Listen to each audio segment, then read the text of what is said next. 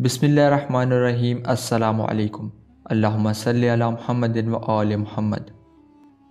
بھیرا کا نام آپ نے اسلام آباد سے لاہور آتے یا جاتے ہوئے ایک فوڈ جنکشن کے طور پر ضرور سنا ہوگا، مگر اس کی منفرد تاریخ کے بارے میں بہت کم لوگ ہی جانتے ہیں۔ پاکستان کے دو اہم شہروں کو ملانے والی موٹر وے M2 کے بیچ میں واقع بھیرا قیام الطعام اس سڑک پر سب سے بڑا ریسٹ ایریا اور فوڈ جنکشن ہے۔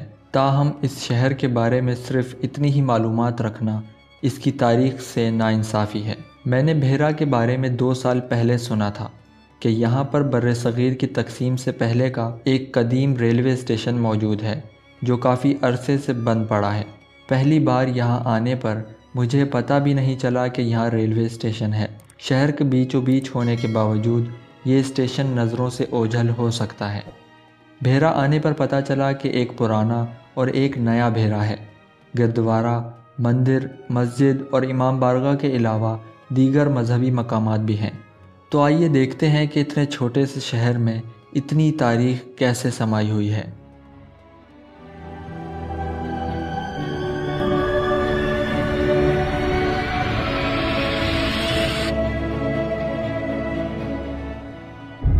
تو پہلے بات کرتے ہیں اس ریلوے اسٹیشن کی۔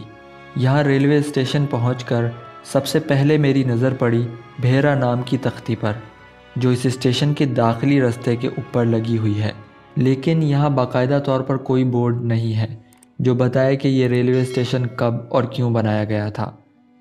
پھر ملاقات ہوئی یہاں پر برجمان بھینسوں سے۔ کئی سالوں سے خالی رہنے کی وجہ سے اس جگہ پر اب جانور ہی نظر آتے ہیں۔ جو کمرہ کسی زمانے میں فرسٹ کلاس کے مسافروں کے لیے مخصص کیا گیا تھا، وہاں اب صرف گوبر، گندگی اور مکڑیوں کے جالے نظر آتے ہیں۔ تھوڑا آگے جا کر اس اسٹیشن کا ٹرن ٹیبل بھی آتا ہے، جہاں اب زنگ آلود گاڑیوں کے ڈھانچوں کے علاوہ کچھ نہیں۔ ظاہر ہے یہ جگہ ہمیشہ سے ایسی نہیں تھی۔ تو پھر اس اسٹیشن کی تاریخ کیا ہے اور یہ کس سال میں کس مقصد کے لیے بنایا گیا تھا؟ اس دوران مجھے بھیرا کی تاریخ کو یکجا کرنے والے کرنل ریٹائرڈ زاہد ممتاز کے بارے میں پتہ چلا۔ زاہد ممتاز خود کسی انسائکلوپیڈیا سے کم نہیں ہیں۔ ان کی اپنی پیدائش بھیرا کی ہے، اور حالانکہ انہوں نے یہاں بچپن تو نہیں گزارا، لیکن بڑے ہونے کے بعد ان کا ایک ہی مقصد بن گیا، اس علاقے کی شناخت کو دوبارہ بحال کرنا۔ بھیرا کے اس ریلوے اسٹیشن کے بارے میں انہوں نے بتایا کہ یہ سن 1881 میں بنایا گیا تھا۔ ابتدائی طور پر یہاں سے چلنے والی ٹرین بھیرا، ہزارہ، میانی اور ملک وال کے علاقوں کے درمیان 30 کلومیٹر تک چلا کرتی تھی، لیکن بعد میں اس کو بند کر دیا گیا۔ زاہد ممتاز نے کہا کہ عارضی طور پر کچھ سال چلنے کے بعد اس ریلوے اسٹیشن کو سن 2005 سے سن 2006 کے درمیان بند کر دیا گیا تھا۔ یہاں کے لوگوں کی زندگی پر یہ فرق پڑا کہ وہ جس آسانی سے مال مویشی اس ٹرین کے ذریعے لے جا سکتے تھے، وہ اب ممکن نہیں تھا۔ اس ٹرین کی جگہ گاڑیوں نے لے لی جن کے کرائے آسمانوں سے باتیں کرتے ہیں۔ مگر اب بھی بات بگڑی نہیں ہے۔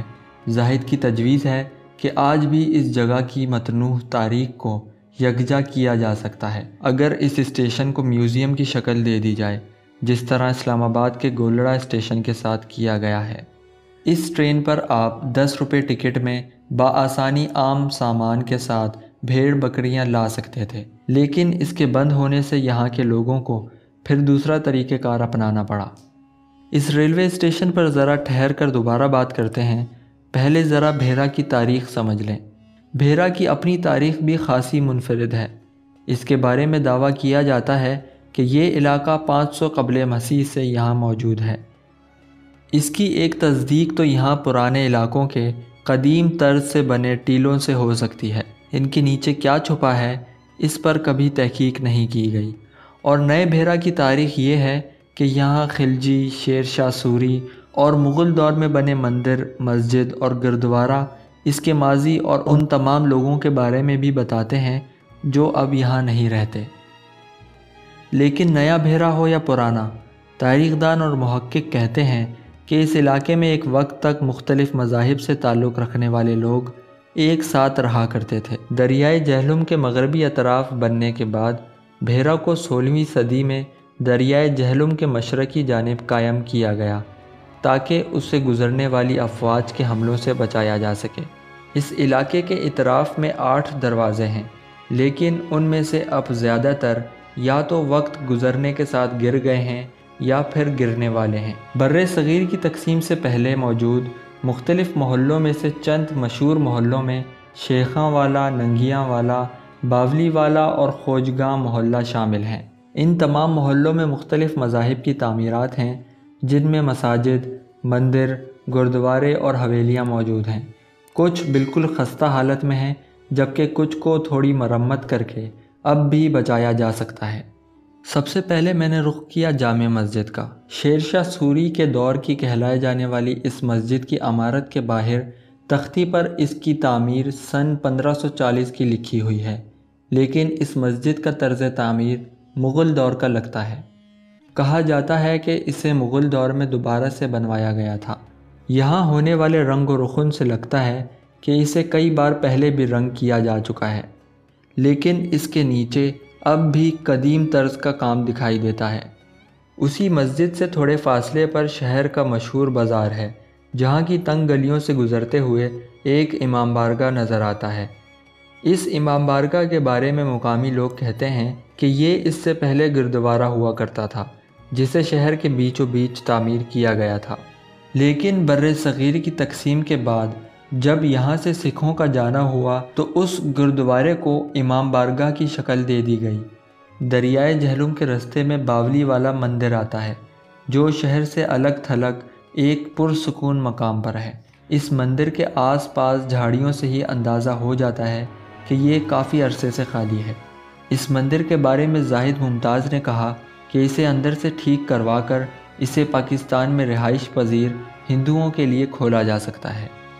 مقامی لوگوں کا کہنا ہے کہ یہاں پر رہنے والے ہندو تجارت کیا کرتے تھے اور سن 1941 تک ہندو یہاں کی 20,000 افراد پر مشتمل آبادی کا 21% حصہ تھے۔ گھوم پھر کر جب دوبارہ بھیرا کے ریلوے اسٹیشن کی طرف پہنچے تو خیال آیا کہ یہ تمام تر تاریخ اس سے کہیں زیادہ یکجا کی جا سکتی ہے۔ بھیرا اگر آج بھی مشہور ہے تو صرف اس وجہ سے کہ یہاں موٹر وے قیام مقام پر ایک فوڈ جنکشن موجود ہے، جہاں لوگ آتے ہیں، کھانا کھاتے ہیں اور چلے جاتے ہیں۔ لیکن بھیرا کی تاریخ کو اگر مکمل طور پر محفوظ کیا جا سکتا ہے تو وہ اسی ریلوے اسٹیشن کے ذریعے کیا جا سکتا ہے۔ جامعہ مسجد کی دیوار پر اہلیان بھیرا کے نام ایک واضح پیغام ہے۔ اس شہر کی عزت اس کی تاریخ سے ہے، جس کی عظیم اور قدیم داستانیں اس مسجد کی ایک ایک اینٹ میں دفن ہیں۔ اگر آپ نے ان یادگاروں کو پس پشت ڈال دیا تو تاریخ آپ کو کبھی معاف نہیں کرے گی۔